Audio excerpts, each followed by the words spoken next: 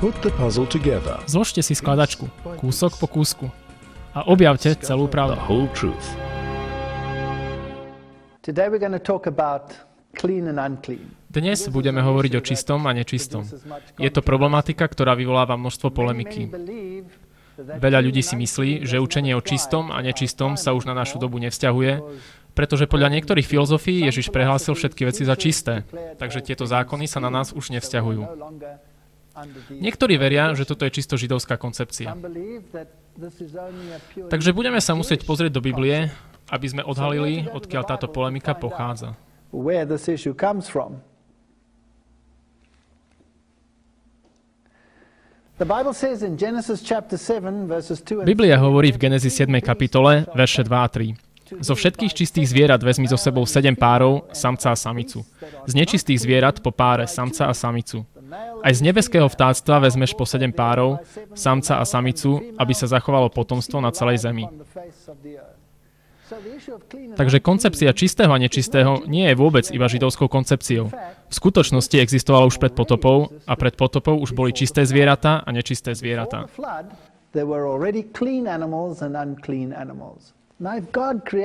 Boh stvoril všetko dokonale a on hovorí, bolo to dobré, bolo to veľmi dobré.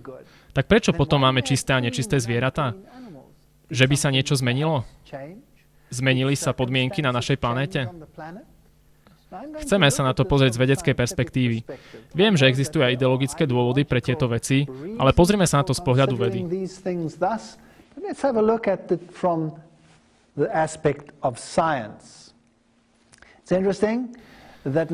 Je zaujímavé, že Noach postavil Hospodinový oltár a vzal zo všetkého čistého dobytka a zo všetkých čistých vtákov a obetoval zápalné obete na oltári. Genesis 8.20. Aké teda boli kritériá, ktoré určovali, či zviera bolo čisté alebo nečisté? A ak niektorí tvrdia, že to bola iba židovská záležitosť, tak prečo potom to tu máme už v dobe Noacha s veľmi jasným rozlíšením medzi tým, čo bolo čisté a tým, čo bolo nečisté? Je zrejmé, že on o tom už vedel a neskôr to len bolo zaznamenané autormi knihy Leviticus. Zákony o čistom a nečistom nenachádzame iba v židovskej kultúre. Aj islamský zákon zakazuje jedenie bravčového a metódy zabíjania zvierat v islame sú veľmi podobné tým, ktoré používajú Židia. V mnohých spoločnostiach bolo jedenie bravčového zakázané. Navahovia a Jakuti zo severného Turecka, takisto aj Laponci, mali zákaz jedenia bravčového. Ale toto je len jedno zviera. A čo ostatné? Je fascinujúce, že Iránci nemohli jesť ryby, ktoré nemali súčasne plutvy aj šupiny. A mňa by zaujímalo, odkiaľ to prišlo. Určite to je niečo, čo siaha ďaleko do minulosti. Taktiež aj obyvatelia Južného Pacifiku nejedia úhory, ktoré sú tiež zvieratá spadajúce do kategórie nečistých. Takže máme tu veľmi zaujímavé skutočnosti. Zákony, podobné tomu z knihy Leviticus, existovali medzi starovekými hinduistami a Manuov zákonník, Manu bol hinduistický ekvivalent Noacha, zakazoval jedenie všetkých mäsožravých vtákov a všetkých zvierat, ktoré nemali rozdelené kopyto. Takže tu máme rovnaké kritéria v úplne inom náboženskom prostredí a siaha to do doby Noacha, takže to nie je židovský zákon. Platí tento zákon ešte stále aj dnes, alebo už nie? To už je ďalší problém, na ktorý sa budeme musieť pozrieť.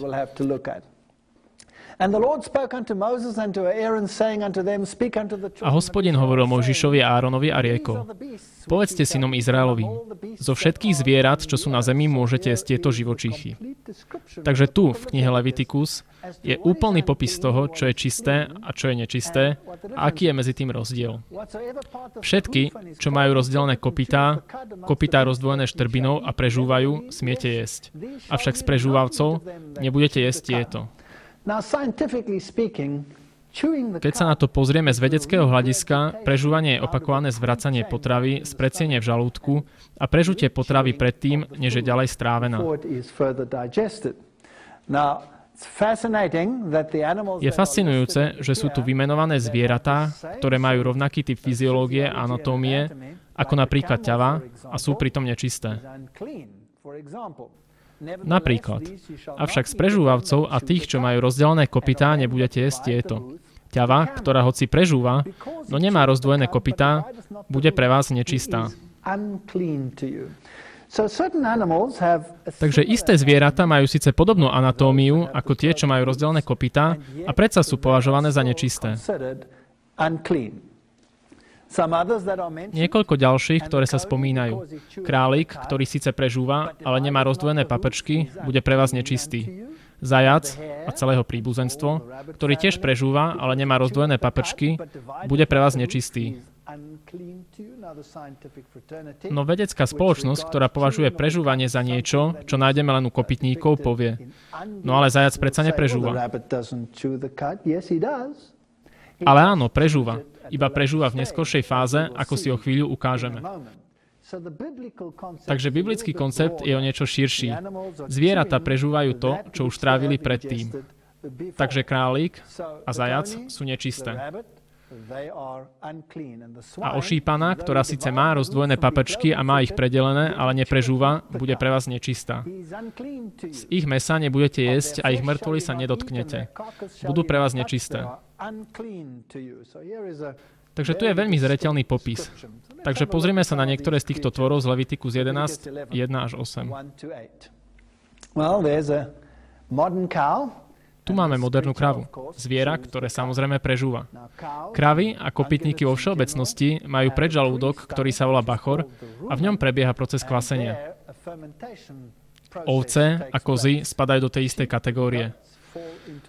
Takže ak si vezmeme všetky zvieratá na svete, ktoré spadajú do kategórie čistých, budeme mať všetky rôzne divoké a domáce kozy na zemi, budeme mať polných kopytníkov ako rovnorožec, ktorý je čistý, a všetky srny, soby a jelene a lovná zver, ktorú nájdeme vo svete, bude považovaná za čistú. A samozrejme, tieto vošli do korábu po 7 pároch. Všetky tieto nádherné tvory. Antilopy kudu sú čisté zvieratá. Fascinujúce a krásne. Tu je bongo so svojimi pruhmi. Now, this is their anatomy. They have this pre-stomach, which is called Toto je ich anatómia. Majú predžalúdok, ktorý sa nazýva bachor. Ak sa pozriete na ich anatómiu, nájdete bachor, ktorý je veľkou kvasiacou komorou. Takže jedlo, ktoré žujú, najmä rastliny, vode do bachora, kde baktérie kvasia tento produkt. Pri prežúvavcoch s rozdeleným kopytom sa toto jedlo vracia do ústnej dutiny, kde je znova a znova prežúvané a vracia sa do bachora, a potom ide cez rôzne komory, ako kniha a sles, a napokon príde do skutočného žalúdka, do slezu, kde je strávené. A toto kvasené jedlo prechádza celou cestou cez čreva a zvyšok je napokon vylúčený.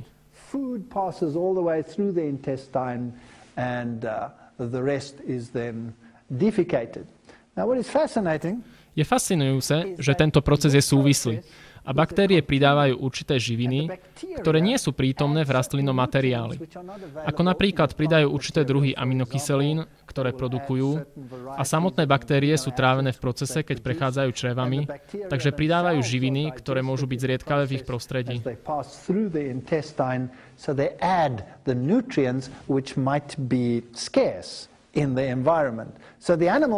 Takže zviera získa úplnú výživu ako výsledok tohto procesu prežúvania.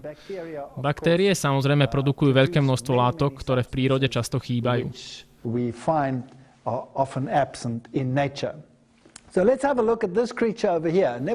Pozrime sa teraz na tohto tvora. Avšak z prežúvavcov a tých, čo majú rozdelené kopytá, nebudete jesť tieto. Ťavu, ktorá hoci prežúva, má rovnaký typ anatómie, ale nemá rovnaký typ anatómie chodidiel, a Biblia hovorí, že je nečistá. Toto je veľmi zvláštne. Má rovnaký mechanizmus jedenia. Rovnakú anatómiu, pokiaľ sa jedná o to, prečo je považovaná za nečistú. Tu máme krásny obrazok ťavy. Nuž, je zaujímavé, že tieto tvory sú adaptované na púštne prostredie. Takže v prostredí sa niečo zmenilo, čo mohlo vplývať na fyziológiu tohto tvora. Je úžasne adaptovaný na púštne prostredie. Jedna z vecí, ktoré dokáže, je, že dokáže zniesť horúčavu bez potenia sa. To znamená, že ich telesná teplota začne narastať, ale pritom nestrácajú vodu ako ostatné zvieratá, aby takto dokázali prežiť v púšti.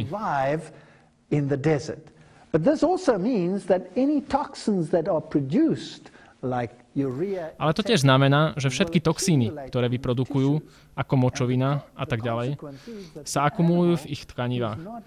A následok je, že toto zviera nie je tak vhodné na konzumáciu ako zviera, ktoré sa časom zbavuje všetkých toxických látok.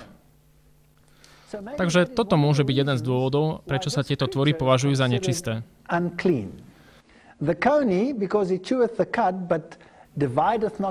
Králik, ktorý síce prežúva, ale nemá rozdvojené paprčky, bude pre vás nečistý. A zajac, ktorý tiež prežúva, ale nemá rozdvojené paprčky. Prečo sú tieto tvory nečisté? Sú to tiež bylinožravce, takže inými slovami sú veľmi blízko k pôvodnej strave na planéte. A predsa, keď majú tieto tvory labky, zvyknú robiť niečo veľmi zaujímavé. Zvyknú praktizovať koprofágiu. Koprofágia, alebo fágia, znamená krmenie sa. Tieto tvory jedia vlastné výkaly. Toto je jeden z dôvodov, prečo môžu byť tieto tvory považované za nečisté.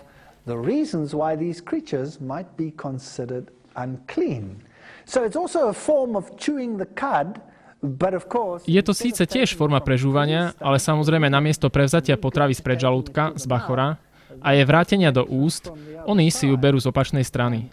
A to je obrovský rozdiel.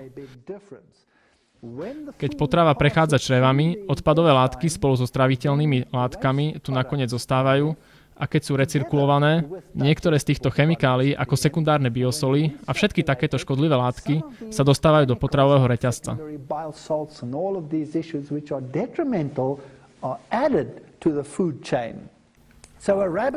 Teda napríklad zajac nemá predžalúdok ako krava a kvasenie u neho prebieha v slepom čreve, ktoré je na konci čriev.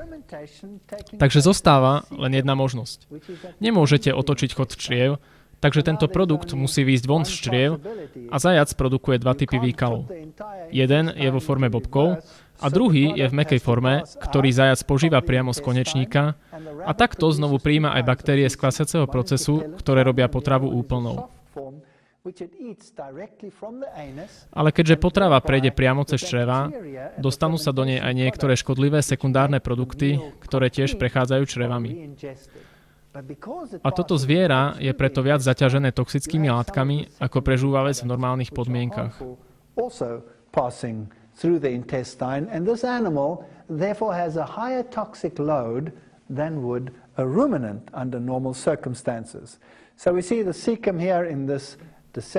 Vidíme, že slepé črevo v tomto pitvanom zvierati je veľmi veľké a leží tu ako veľká kvasiaca komora. Ak rozvinieme čreva napríklad zajaca, tak tu máme normálne črevo, kde prebieha proces absorpcie. Potom tu máme veľké slepé črevo, kde prebieha kvasenie. Takže jedinou možnosťou, ako znova požiť jeho obsah, je vziať to z druhej strany. Tieto zvieratá sú považované za nečisté. Kôň tiež nemá rozdelené kopyto. Je považovaný za nečistého a kvalifikujú ho tie isté kritériá ako zajaca a králika, pretože má tiež slepé črevo na konci čreva. A aj kone v prirodzenom prostredí zvyknú jesť vlastné výkaly. Zvláštne, ak im dáme všetku potravu, čo potrebujú, vysokokvalitnú potravu so všetkými pestrými látkami, dochádza ku koprofágii menej než za normálnych okolností. Takže tu vidíme anatómiu čriev koňa a máme úplne rovnaké kritérium. Slepé črevo sa nachádza na konci čreva ako v prípade zajaca. Takže tento tvor je nečistý.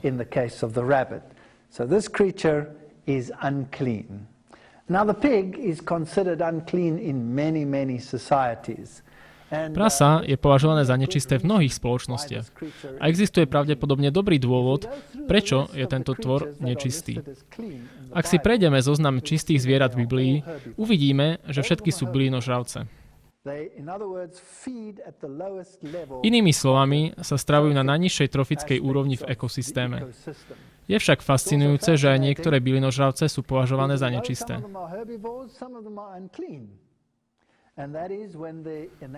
A to v situácii, keď ich anatómia je ako v prípade zajaca, alebo ak si inak museli zmeniť svoje zvyky, aby získali dostatok živín z toho, čo jedia. Prasa je všežravec. Zje čokoľvek. Bude požierať zvyšky, bude jesť rastlinnú potravu, bude jesť živočíšnu potravu. A vieme, že existuje proces nazývaný biologické zväčšovanie. Čím ďalej sa vzdialíme od prvej trofickej úrovne, od bylinnej základne, tým viac toxínov sa zbiera v tkanivách. Takže už len na tomto základe by sa tento tvor dal označiť za nečistého. Samozrejme, prasa je známe aj pre mnoho iných chorôb, parazitických a iných. Mnoho z problémov s parazitmi sa dá vyriešiť správnou liečbou, ale s prascami sú spojené aj iné problémy.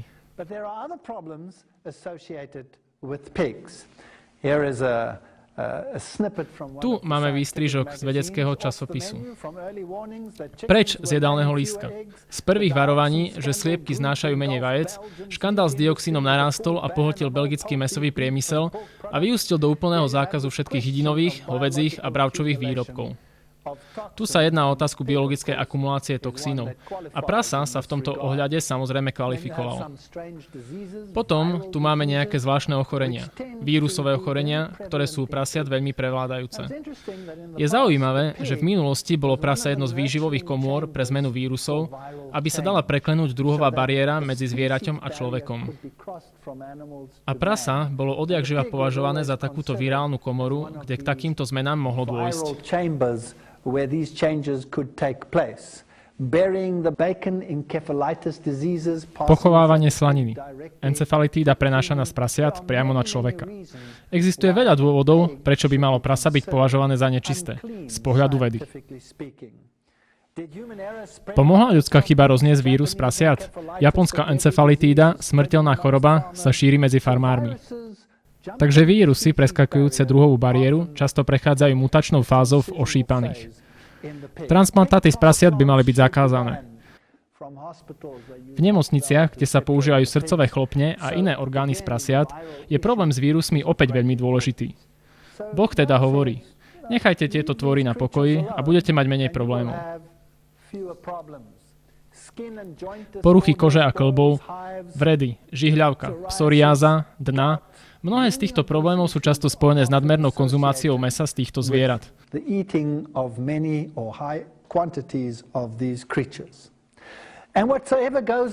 Aj všetko zo štvornohých živočíchov, čo má laby, bude pre vás nečisté. Každý, kto sa dotkne ich mŕtvoly, bude nečistý až do večera. A ten, kto by niesol ich z dochlinu, vyperie svoje šaty a bude nečistý až do večera. Nečistými vám budú. Levitikus 11, 24 až 28. Takže tvory, ktoré chodia po všetkých štyroch labách, boli nečisté. Ale teraz niektorí ľudia povedia, a čo môj pes a mačka? Oni chodia po všetkých štyroch. Áno, ale nebudete ich predsa jesť, či áno? Budete ich mať iba radi a maznať sa s nimi.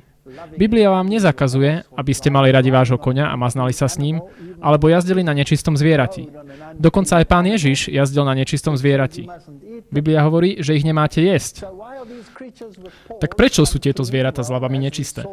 Nuž, ako sme videli pred chvíľou, sú to tiež koprofágovia. Inými slovami, majú sklon jesť vlastné exkrementy. Presne toto urobí aj pes, ako to vedia mnohí ľudia vlastniaci psa.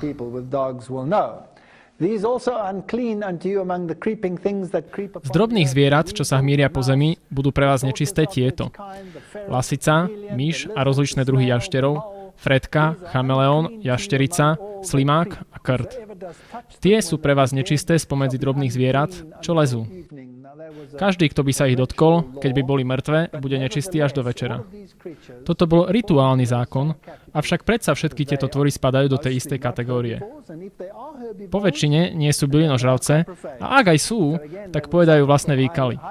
Takže by opäť mali vyššiu úroveň toxínov než ostatné. Takže všetky tieto drobné tvory, akokoľvek zlaté a maznavé, nie sú podľa Biblie vhodné ku konzumácii.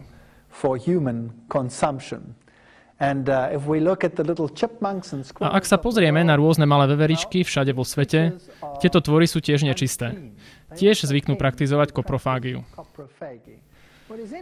Je zaujímavé, že keď sa prostredie znehodnocuje, napríklad mnohé lesy dnes trpia a upadajú, tieto tvory majú stále väčšie ťažkosti nájsť si potravu, ktorú potrebujú k životu.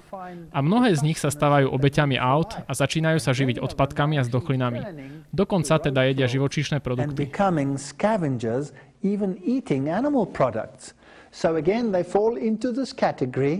Takže opäť spadajú do kategórie biologického zväčšenia od nižších trofických úrovní rastlinného sveta po vyššie úrovne jedenia živočíšneho materiálu.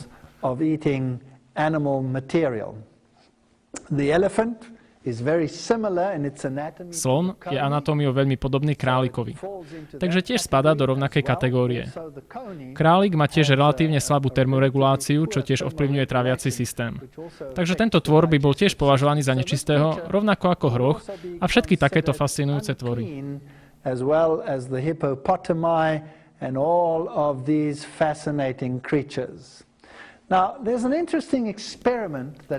Vedci urobili jeden zaujímavý experiment. Vzali extrakt zo svalovej hmoty a aplikovali ho na semienka a určili, ako boli semienka ovplyvnené týmto svalovým extraktom. A tak prešli zoznam zvierat v knihe Leviticus a zistili, že keď sa použili nečisté zvieratá, tak extrakt mal účinok na rast týchto rastlín.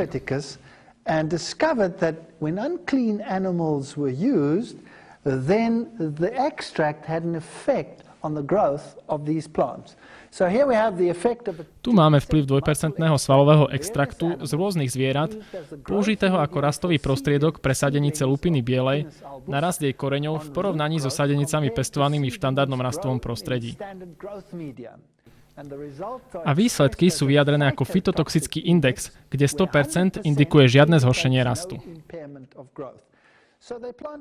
Takže nasadili tieto malé struky, potom zmerali ich normálny rast v štandardnom rastovom prostriedku a normálny rast bol 100%. Pridali extrakt. Ak extrakt zhoršil rast, tak to bolo menej ako 100%. Takže čím viac sa priblížime ku 100%, tým lepší rast a menšie zhoršenie.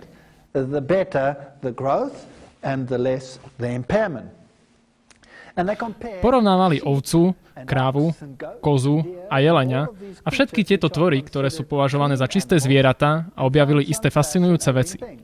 Napríklad ovca produkovala fytotoxický index s hodnotou 94%, takže došlo k malej redukcii rastu oproti 100%. Ale je to čisté zviera.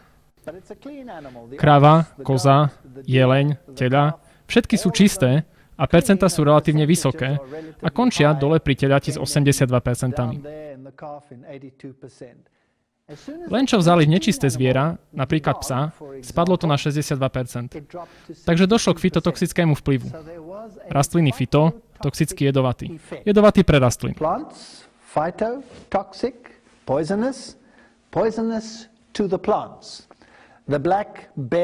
Čierny medveď, biely potkan, grizzly, prasa, každé z nich samozrejme v Biblii opísané ako nečisté, zhoršili rast organizmu.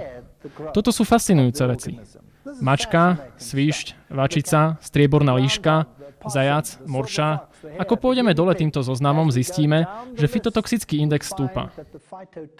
Takže v týchto živočíchoch sú chemické produkty, ktoré zhoršujú vývin rastlín. Which impair the development of the plant. Možno toto je jeden z dôvodov, prečo Boh hovorí, že by sme nemali jesť tieto tvory, pretože by mohli zhoršiť určité aspekty nášho vlastného vývinu. Takže všetky tieto tvory, ako jaštery, všetky sú nečisté. Väčšina týchto tvorov nie je, pokiaľ teda hovoríme o ich termoregulácii, nie je homeotermná. Neudržujú si stálu teplotu, čiže sú ovplyvnené prostredím. Ak je chladno, oni sú chladné, ak je teplo, aj oni sú teplé. Takže hovoríme o studenokrvných a teplokrvných tvoroch, poikilotermných a homeotermných, povedané vedeckou terminológiou. A u týchto tvorov, keď sú studené a majú v žalúdku potravu, dochádza ku procesu kvasenia a rozkladu a akumulujú sa toxíny. Preto hady nejedia v zime, pretože môžu získať tak vysokú hladinu toxínov, že z toho môžu zahynúť.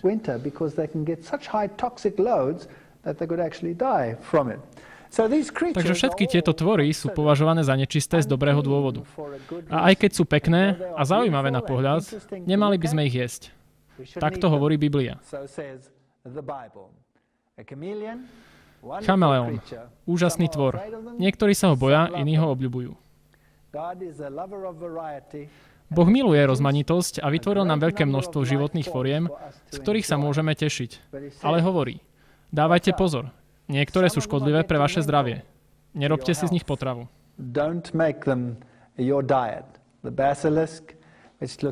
Toto je bazilišok, ktorý vyzerá ako malý drak. Rozmýšľam, či niektoré legendy o drakoch nepochádzajú práve odtiaľto. Hady, ako som už spomínal, majú problémy s termoreguláciou, čo je zjavne jeden z dôvodov, prečo sú považované za nečisté. A tiež samozrejme vyššia toxická záťaž, ktorú majú, pretože sú vyššie na trofických úrovniach. To isté platí o žabách, tieto tvory sú mäsožravce a teda sú kvalifikované ako nečisté zvieratá.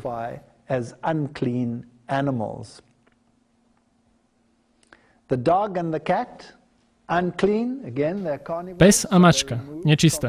Opäť sú to mäsožravce, teda opustili pôvodnú stravu.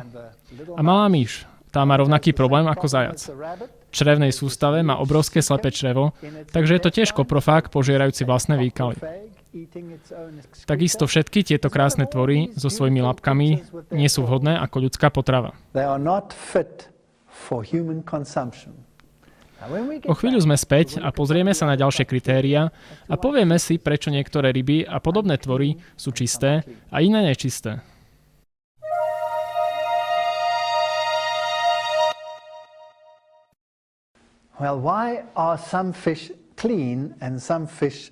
Prečo sú niektoré ryby čisté a iné nečisté? Toto je veľmi zaujímavá otázka. Zo všetkého, čo žije vo vode, smiete jesť toto. Všetko, čo má plutvy a šupiny a žije vo vodách, v moriach, v potokoch, môžete jesť. Ale všetko, čo nemá plutvy ani šupiny, čo je v moriach a v potokoch, nech je to už čokoľvek, čo sa hmíri vo vode, akýkoľvek vodných živočích, bude pre vás ohavnosťou. Predtým, než budeme pokračovať, dovoľte mi objasniť, že pri niektorých tu uvedených živočíšnych druhoch si dnes nie sme celkom presne istí, na čo sa myslelo. Je to kvôli niektorým jazykovým nuansám, ktoré sa zmenili a my teda nie vždy presne vieme, o ktoré zviera sa jedná. Napriek tomu máme dostatok indikácií, aby sme pochopili kritériá. Takže aký je rozdiel medzi živočíchmi, ktoré majú plutvy a šupiny, a tými, ktoré ich nemajú? Budú pre vás ohavnosťou. Z ich mäsa nebudete jesť, ale budete mať ich zdochliny v ohavnosti. Všetko, čo je vo vode a nemá šupiny ani plutvy, bude pre vás ohavnosťou. Celkom jasné. Ako som už ukázal, nie sú to len Židia, ktorí majú tieto zákazy, ale nájdeme ich aj v ostatných oblastiach sveta.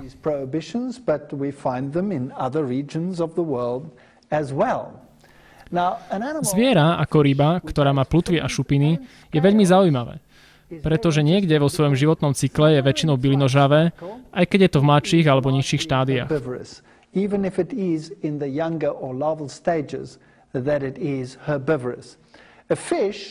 Ryba je úžasný tvor.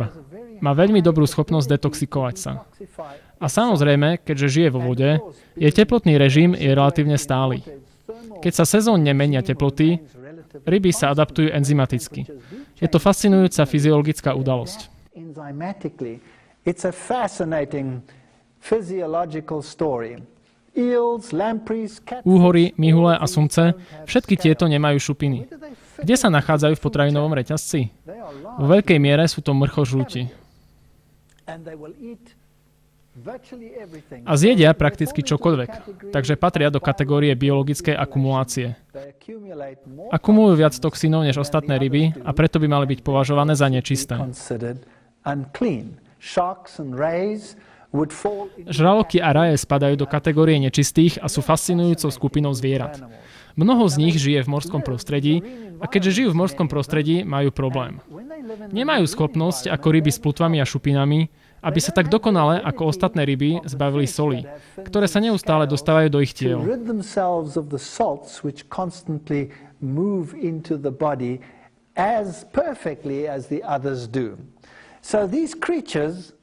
Takže tieto tvory riešia svoje osmotické problémy s vodou inými spôsobmi. Kostnaté ryby vylučujú soľ žiabrami, takže keď vypijú morskú vodu, odsolia ju a týmto procesom získajú čerstvú vodu.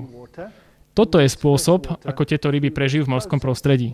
And that is how these fishes survive in a marine environment. A shark, on the other hand, Žralok má vo svojom tele tiež menej soli, ako má morská voda, takže má taký problém, že voda má tendenciu odchádzať z jeho tela. it has a salt gland in the rectum. Žralok má v konečníku soľnú žľazu, prostredníctvom ktorej sa môže zbaviť nejakej soli, ale svoj problém s vodou rieši zadržiavaním močoviny. So it has very high Preto má veľmi vysoké hladiny močoviny. levels, of course, of Močovina je samozrejme odpadový materiál, ktorý ostatné zvieratá vylučujú, aby sa ho zbavili, pretože je toxický. But these creatures retain it. Ale tieto tvory močovinu zadržiavajú a vyvinuli si toleranciu a odolnosť voči tomuto produktu. So in fact, Takže v skutočnosti sú to močovinou obohatené tvory. urea, Takže čo by sa stalo, keby ste vzali plutvy z tohto zvieraťa a vysušili ich? what would happen Získali by ste kryštalizovanú močovinu. the fins of the top of the animal and dried them? Well, what you would get is you would get crystallized urea. And when you make shark fin soup, A keď robíte polievku zo žraločích plutiev, je to presne to, čo máte. Je to, ako by ste vložili do polievky čajové vrecúško s močovinou. Prekvapuje ma, že je to také drahé. So these creatures are considered, Takže tieto tvory sú podľa biblických kritérií považované za nečisté z veľmi dobrých dôvodov. when we look Keď at sa pozrieme na všetky článkonožce sveta, na malé lezúce živočíchy sveta, mnohé z nich sú samozrejme mrchožlútmi a sú ako keby obličkami a pečeňou svojho prostredia. Čistia špínu. the kidneys and the livers of the environment cleaning up the dirt, as such they are subject Ako také sú vystavené oveľa vyšším hladinám toxínov ako ostatné zvieratá. have flares of A keď v mori nastane explozívny nárast hustoty fytoplanktonu s červeným sfarbením alebo niečo podobné, tak všetky tieto tvory sa stanú extrémne nebezpečné pre konzumáciu ľuďmi, pretože v svojich systémoch akumulujú viac týchto toxínov než ktorékoľvek z ostatných zvierat. any of the other creatures. So they are toxin accumulators. Takže sú to zhromažďovače toxínov. Biblia hovorí, že sú nečisté. Physiological. Takže z fyziologického hľadiska je veľmi dobrý dôvod, prečo by kalmáre, sépie a všetky takéto tvory mali byť považované za nečisté. Creatures should be considered unclean. We go back to our Keď sa vrátime späť k nášmu fytotoxickému indexu rôznych rýb, objavíme niečo fascinujúce. Morský vlk, sleď, šťuka, losos, treska, všetky tieto sú na tom relatívne dobre. Aj tuniak, patéza, ostrež biely, ptruh dúhový. Ale ako náhle prídeme k žralokovi, bum, je tu skok z 80 na 60%. Ako keby tu bol nejaký zvrat. Morský jež, raja piesková, nafukovacia ryba štvorzubec, mesačná ryba, sumec, úhor. Môžeme vidieť, že fytotoxický index ukazuje, že ich tkanivá zhoršujú rast rastlín.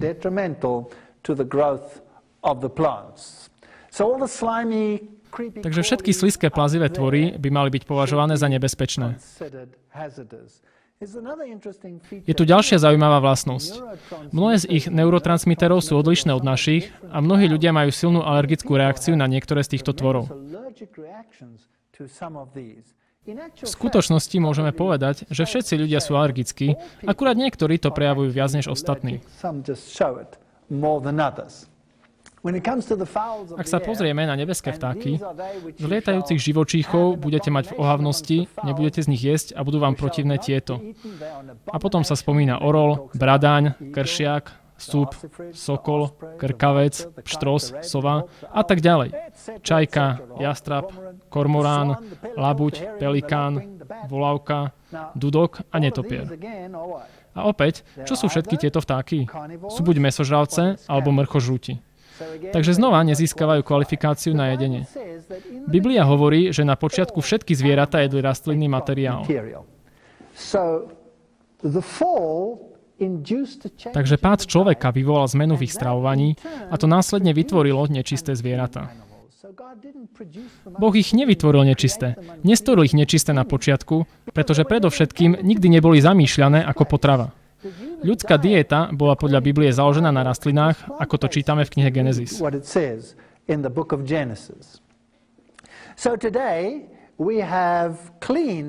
Takže dnes máme čisté vtáky, ktoré máme v našom jedálničku. Otázkou je, ak sú kritériá v Biblii tak presné a každé zviera, ktoré sa dostatočne odchyľuje od pôvodného zámeru, sa stáva nečistým, čo potom, ak krmíme tieto zvieratá niečím, čo nie je ich prírodzenou potravou? Čo ak z týchto zvierat spravíme mäsožravcov, ako to často robí priemysel, a krmíme ich potravou z kostí, z rýb a podobne? Feeding them carcass meal and fish meal and all of these issues, some of which is now being banned. Niektoré z týchto potrav sú dnes v niektorých krajinách zakázané a v iných zasa nie. Takže ostáva zviera čisté podľa definície, alebo sa pozrieme na kritéria a povieme, možno tieto tvory už nie sú tým, čo bývali. Možno už nie sú čisté. Takže prepelice boli samozrejme čisté zvieratá. Aj holuby boli považované za čisté zvieratá. Majú hrvoľ a veľmi podobne ako pre žúvavce majú kvasenie na začiatku čreva.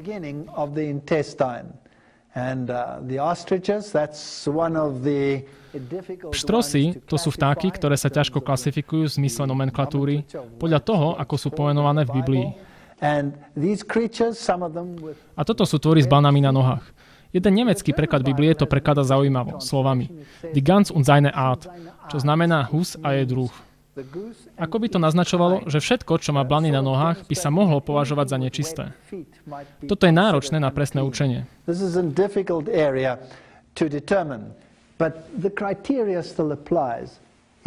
Ale stále platí kritérium. Ak niečo opustilo svoj pôvodný zdroj potravy a žerie niečo iné, potom by to malo byť považované za nečisté. Takže pelikán a všetky tieto vtáky živiace sa rybami by mali byť považované za nečisté. Tučniaky a podobné a samozrejme aj niektoré z týchto úžasných tvorov.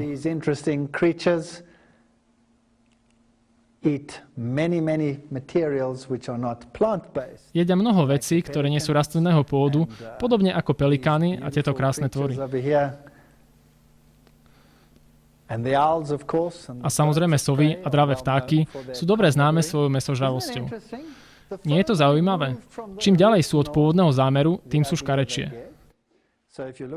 Takže ak sa pozrieme na supa, ktorý sa stal mrchožrútom, je ešte vyššie na trofických úrovniach a stal sa dosť škaredý. Tu je americký kondor, kondor veľký, krásny a veľkolepý tvor. A potom máme mrchožrúty, škaredé a dosť škaredé. Ešte stále nám trochu pripomínajú krásu záhrady Eden, ale určite to nie je dobré, veľmi dobré.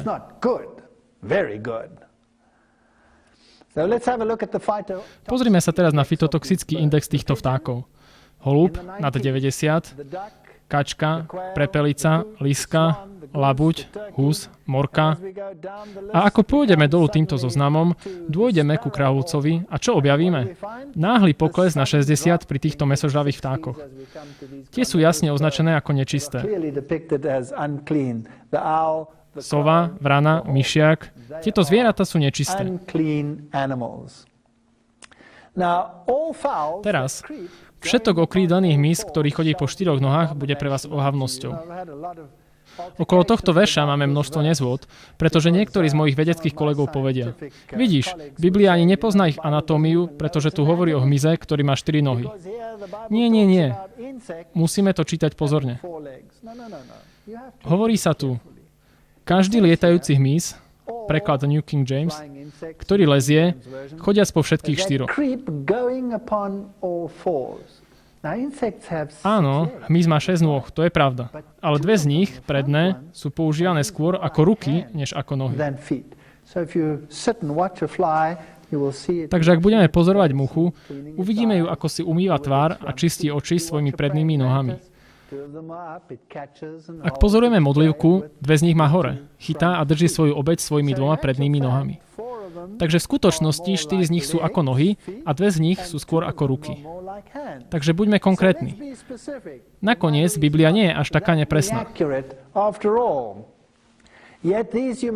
Zo všetkého krídelného hmyzu, ktorý chodí po 4, smiete jesť len tie, čo majú stehienka nad nohami, aby nimi skákali po zemi. Tieto z nich môžete jesť, sťahovavé kobylky a ich rôzne druhy. A potom sa ich spomína zopár. Tu sa text stáva vágným a je ťažké povedať, či máme presný a správny preklad alebo nie. Keď prídeme k chrobákom a cvrčkom a ich druhom, tak niektoré preklady uvádzajú cvrčkov, iné nie. Osobne by som povedal, že cvrček nepatrí medzi čisté, lebo tiež žerie iné tvory.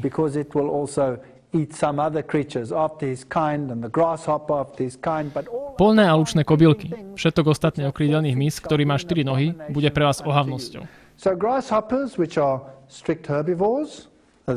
Teda lučné kobylky, ktoré sú striktné bylinožravce, sú čisté. Takže nie je zákaz jesť tieto tvory. Ale keď príde na isté chrobáky, ako hnojivaly, určite patria do rovnakej kategórie ako koprofágovia. Takže ich môžeme považovať za nečisté. A tvory ako modlívka a váška, ktoré sú mäsožravé, sú nečisté.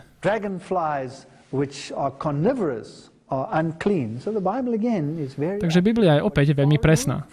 To, čo sa vzdialilo od pôvodnej potravy, sa stáva nečistým. Aj všetko to, na čo spadne niečo z uhynutého, bude nečisté.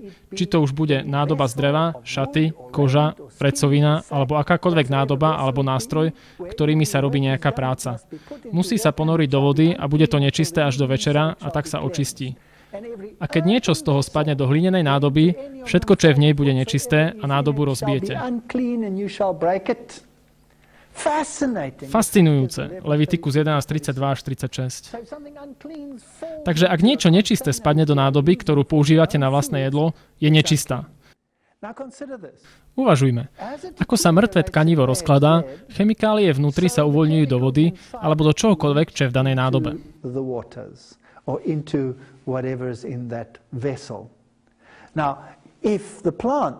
No ak svalový extrakt má zhoršujúci účinok na rastliny, tak možno tieto komponenty, ktoré slúžia ako génové aktivátory alebo môžu byť karcinogénne, nie sú vhodné na konzumáciu pre ľudí.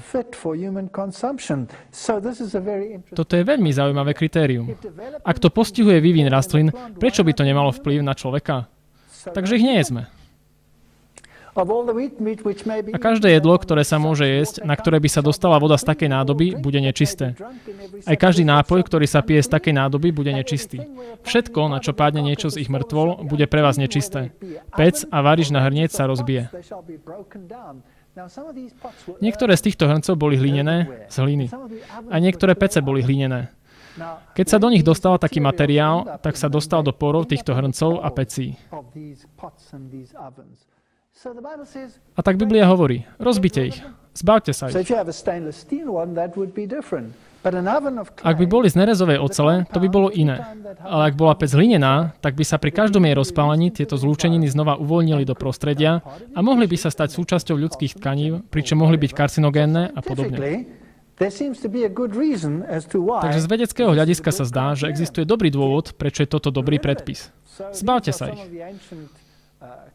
Toto je jedna zo starovekých hlinených pecí, ktoré sa používali v starovekých dobách.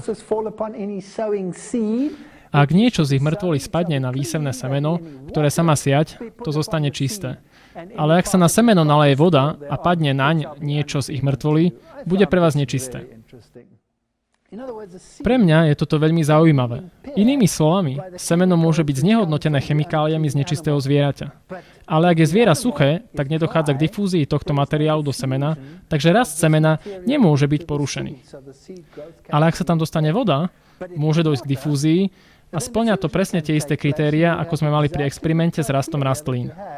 Rastlina by bola porušená. Takže nepoužívajte také osivo. Fascinujúce. Mne to dáva dokonalý zmysel.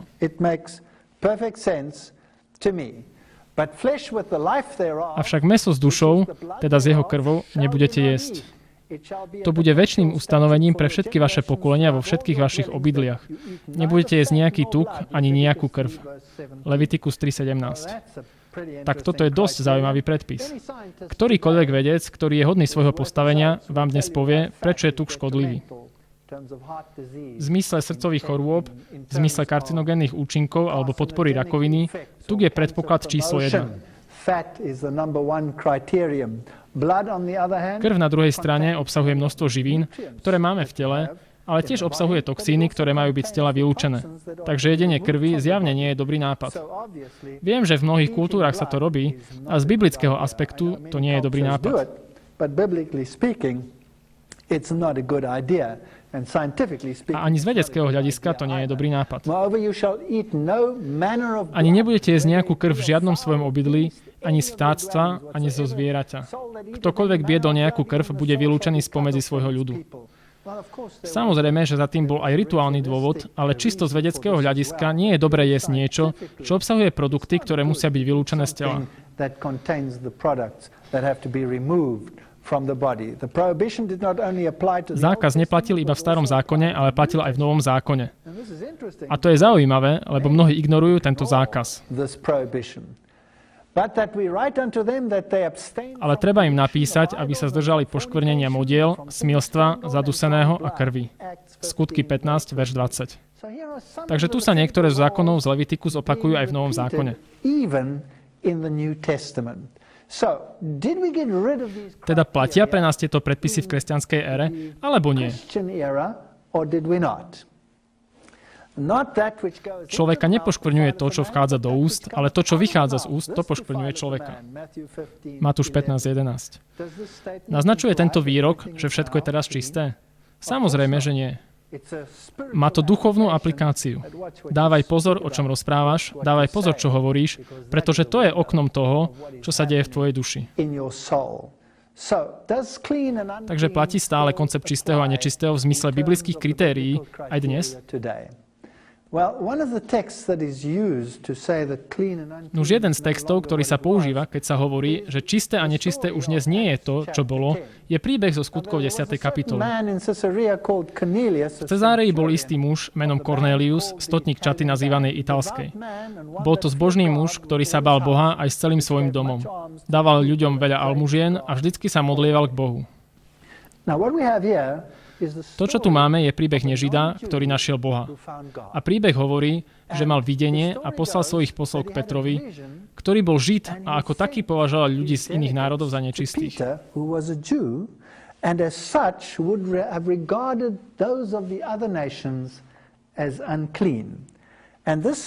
A tento príbeh má fascinujúci obsah.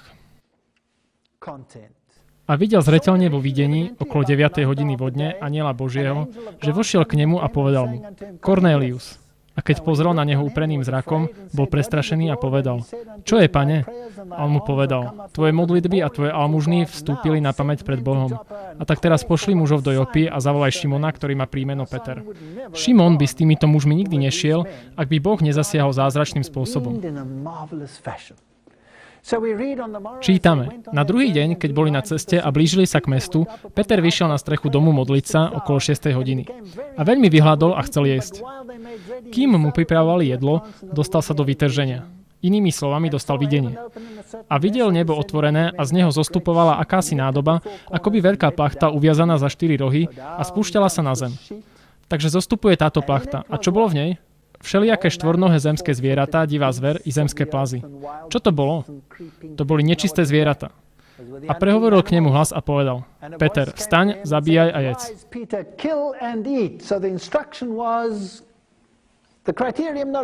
Takže pokyn, ktorý dostal, znel: kritéria už neplatia, choď a jedz. Alebo nie? Ale Peter na to povedal: Nie, pane, pretože on vedel, čo znamenalo čisté a nečisté. Lebo som nikdy nejedol nič obecné alebo nečisté. Potom sa znova ozval hlas po druhý raz: To, čo Boh očistil, ty nemaj za nečisté. Tu sa dostávame k uvažovaniu, čo toto znamená. Ak by toto bolo zrušenie biblického zákazu, Peter mal okamžite ísť do miestneho mesiarstva s nečistým, ak niečo také existovalo, a pripraviť si niečo nečisté k jedlu. Ale on to neurobil. On povedal: Nie, pane, za celý svoj život som nezjedol nič nečisté. To sa opakovalo 3 razy a nádoba hneď bola vzatá do neba. A kým Peter v pochybnostiach uvažoval, čo má znamenať videnie, ktoré práve mal, pretože Peter poznal svojho Boha a vedel, že k tejto problematike nie sú dva prístupy, že tam musí byť nejaký iný dôvod, hľa muži, ktorých poslal Cornelius, vypytovali sa na Šimonov dom a stáli pri bráne.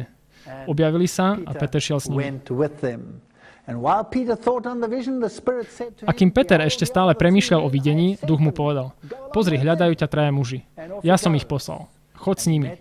A on odchádza. A stretol sa s týmito ľuďmi a oni šli s ním ku Kornéliovi. Povedali: Stotník Cornelius, nežid, nás poslal a chce, aby si prišiel. Tak išiel. Keď Peter prichádza do tohto domu, Kornélius spada na kolena k jeho nohám a Peter hovorí: Nie, nerob to. Vstaň, a ja som len človek. A na to hovorí túto zaujímavú reč. Vy viete, že pre Žida je nezákonné stýkať sa s cudzincom alebo prísť k nemu. Mne však Boh ukázal, kedy? V tom videní. Aby som o nikom nehovoril, že je obecný alebo nečistý. Skutky 10, 25 až 28. That I should not call any man common or unclean. Acts 10, 25 to 28. So, the prohibition here had to do... Takže zákaz sa tu týka ľudí. Evanjelium malo ísť k pohanom. Nemalo to nič s jedením alebo pitím. Peter nebežal k najbližšiemu mesiarovi s nečistým. Peter šiel ku Kornéliovi a povedal mu: Boh mi ukázal vo videní, že nesmiem nejakého človeka volať poškvrneným alebo nečistým. Takže položme si dnes otázku.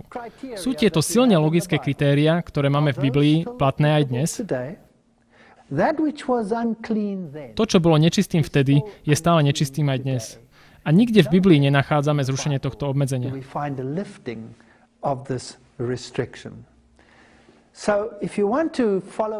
Takže ak chcete nasledovať Boha v zmysle všetkých týchto kritérií, urobíte dobre, ak budete študovať, čo hovorí o tejto problematike čistého a nečistého.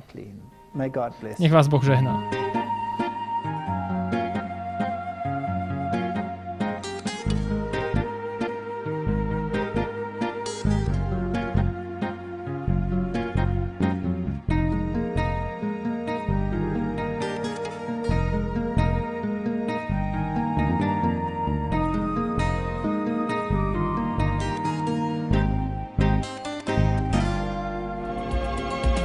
Put the puzzle together. Zložte si skladačku, kúsok po kúsku, a objavte celú pravdu. Whole truth. Prečo máme 7-dňový týždeň? Pripojte sa k nám na budúce, keď sa vydáme na cestu k nášmu biblickému pôvodu, a objavte veľmi výnimočný deň, na ktorý treba pamätať.